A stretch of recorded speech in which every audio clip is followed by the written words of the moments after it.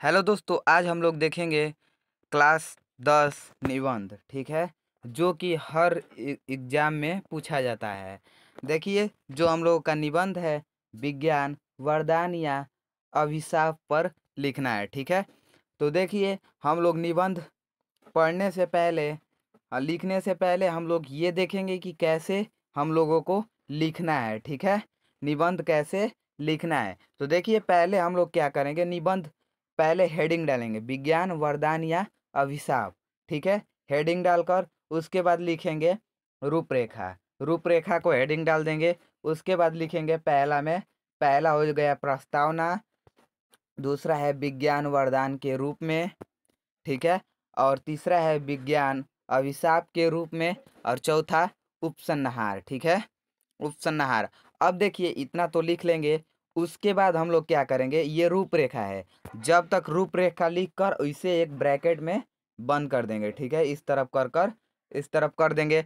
उसके बाद उसके बाद हम लोग हेडिंग क्या डालेंगे, प्रस्तावना। ठीक है, प्रस्तावना में हेडिंग डालकर लिखेंगे, आज का युग वैज्ञानिक चमत्कारों का युग है। ठीक है, आज का जो युग है वैज्ञानिक चमत्कारों का युग है।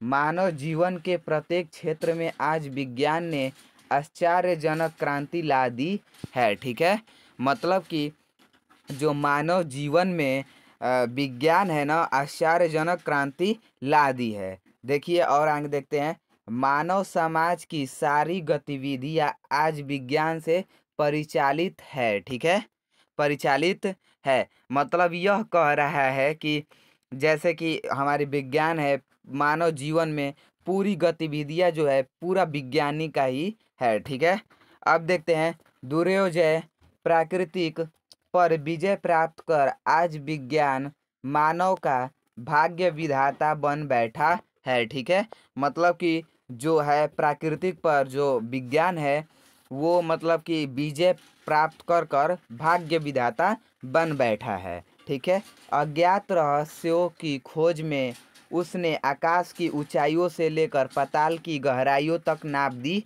है। ठीक है, मतलब यह कह रहा है कि यह खोज से आकाश की ऊंचाई कितनी है उतना नाप दिया है, और पाताल तक की गहराई भी नाप दी है। ठीक है, अब देखते हैं, बनाकर लिखना होता है और कुछ नहीं करना होता है। देखिए, उसने हमारे जीवन को सभी ओर से इतना प्रभावित कर दिया है कि विज्ञान शून्य विश्व की आज कोई कल्पना तक नहीं कर सकता। ठीक है, कोई कल्पना तक नहीं कर सकता विज्ञान का। इस स्थिति में हमें सोचना पड़ता है कि विज्ञान को वरदान समझा जाए या अभिशाप। ठीक है, अतः इन दोनों पक्षों पर समन्वित दृष्टि से विचार करके ही किसी निष्कर्ष पर पहुंचना उचित होगा। ठीक है, अब देखते हैं, इतना तो हो गया, हम लोग प्रस्तावना तो लिख लिए।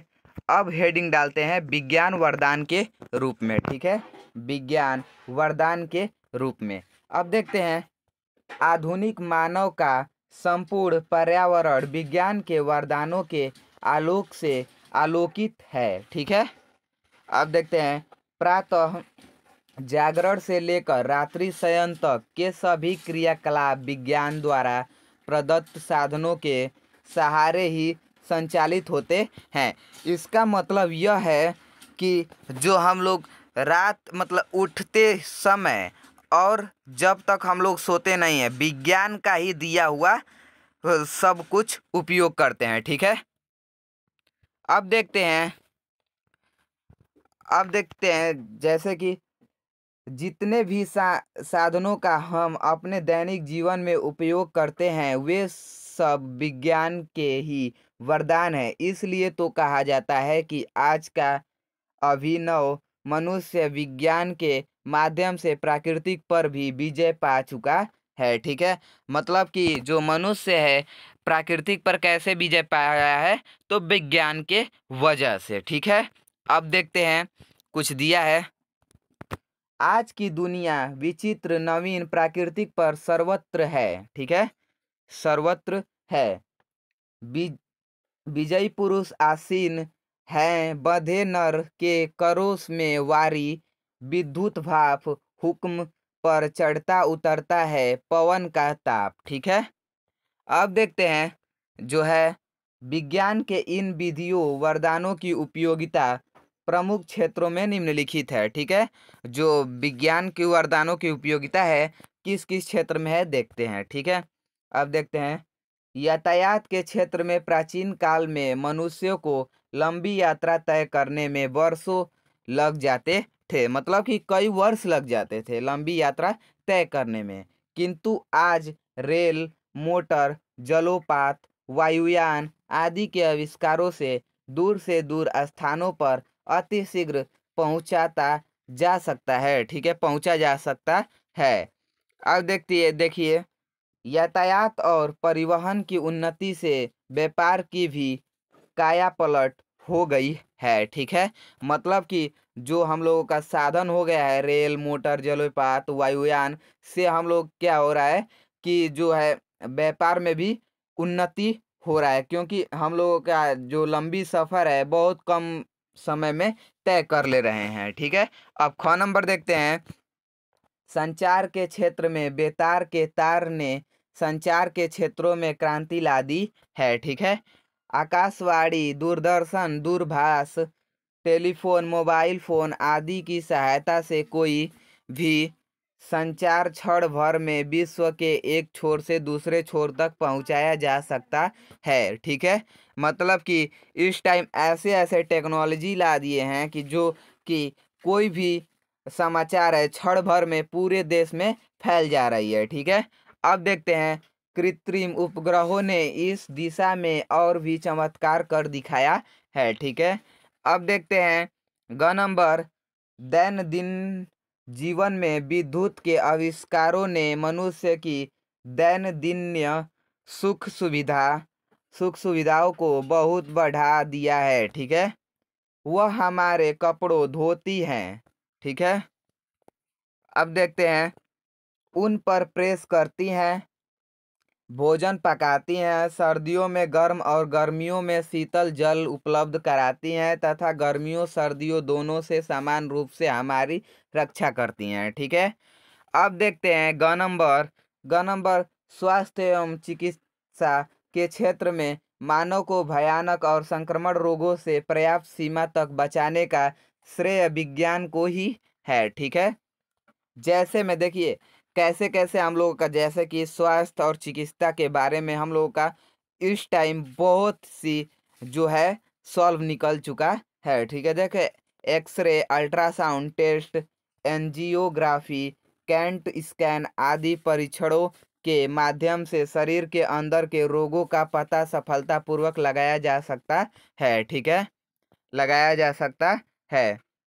यही नहीं विज्ञान से नेत्रहीनों को नेत्र, कर्णहीनों को कान और अंगहीनों को अंग देना भी संभव हो सकता है। ठीक है, देखिए मतलब यह कह रहा है कि जिसका नेत्र नहीं है उसे नेत्र भी दिया जा रहा है, जिसका कान नहीं है उसे कान भी दिया जा रहा है। ठीक है, अब देखते हैं अंग अंग नंबर औद्योगिक क्षेत्रों में भारी मशीनों के निर्माण ने बड़े बड़े कल कारखानों को जन्म दिया है, जिससे श्रम, समय और धन की बचत के साथ साथ प्रचुर मात्रा में उत्पादन संभव हुआ है। इससे विशाल जनसमूह को आवश्यक वस्तुओं सस्ते मूल्य पर उपलब्ध कराई जा सकती है। ठीक है, अब देखते हैं 6 नंबर जो क्वेश्चन है।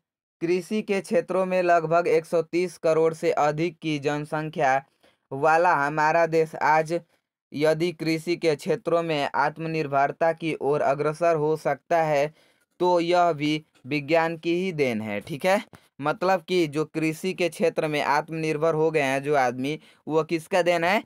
तो जो है विज्ञान का ही देन है। ठीक है, विज्ञान ने किसानों को उत्तम बीज एवं विकसित तकनीक, रासायनिक खाद्य, कीटनाशक, ट्रैक्टर, ट्यूबवेल और बिजली प्रदान की है। ठीक है, छोटे बड़े बांधों का निर्माण कर नहरों निकाला भी है, विज्ञान से ही संभव हुआ है। ठीक है, मतलब कह रहा है ट्रैक्टर, ट्यूबवेल और बिजली प्रदान करने वाले जो मशीन होते हैं वो सब किससे बने हैं? विज्ञान से ही संभव हुआ है। ठीक है, 6 नंबर देखते हैं। शिक्षा के क्षेत्रों में मुद्रण यंत्रों के आविष्कारों ने बड़ी संख्या में पुस्तकों का प्रकाशन संभव बनाया है। इसके अतिरिक्त समाचार पत्र, पत्रिकाएं आदि भी मुद्रण क्षेत्रों में हुई क्रांति के फलस्वरूप घर घर पहुंचकर लोगों का ज्ञानवर्धन कर रही है। ठीक है, मतलब ज्ञान फैला रही है। अब देखते हैं नंबर जो है मनोरंजन के क्षेत्र में चलचित्र, आकाशवाणी, दूरदर्शन आदि के आविष्कारों ने मनोरंजन को सस्ता और सुलभ बनाकर मनुष्य को उच्च कोटि का मनोरंजन सुलभ कराया है। ठीक है, मतलब अब देखिए और है, संक्षेप में कहा जा सकता है कि मानव जीवन के लिए विज्ञान से बढ़कर दूसरा कोई वरदान नहीं है। ठीक है, इतना जो था हम लोग वरदान वरदान के रूप में पढ़ रहे थे विज्ञान को। अब देखते हैं अभिशाप के रूप में। अब अभिशाप के रूप में देखेंगे तो देखिए विज्ञान अभिशाप के रूप में विज्ञान का एक और पक्ष भी है। विज्ञान एक असीम शक्ति प्रदान करने वाला तथस्थ साधन है। मानव चाहे जैसे इसका इस्तेमाल कर सकता है। ठीक है, अब देखिए मतलब कह रहा है अभिशाप, अभिशाप में मतलब जितनी ही उसकी कमियां हैं सब लिख देना है। ठीक है, मानव चाहे जिसका इस्तेमाल सकता है। ठीक है, सभी जानते हैं कि मनुष्य में दैवी प्रवृत्ति भी है और आसुरी भी, मतलब कि किसी देवताओं के रूप में भी मनुष्य में है और आसुरी मतलब राक्षस।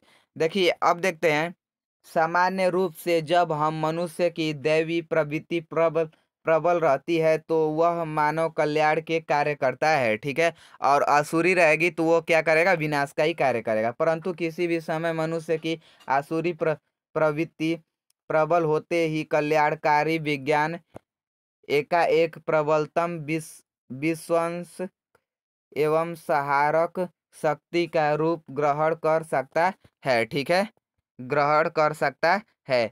गत विश्व युद्ध से लेकर अब तक मानव ने विज्ञान के क्षेत्रों में अत्यधिक उन्नति की है। अतः कहा जा सकता है कि आज विज्ञान की विध्वंसक शक्ति पहले की अपेक्षा बहुत बढ़ गई है।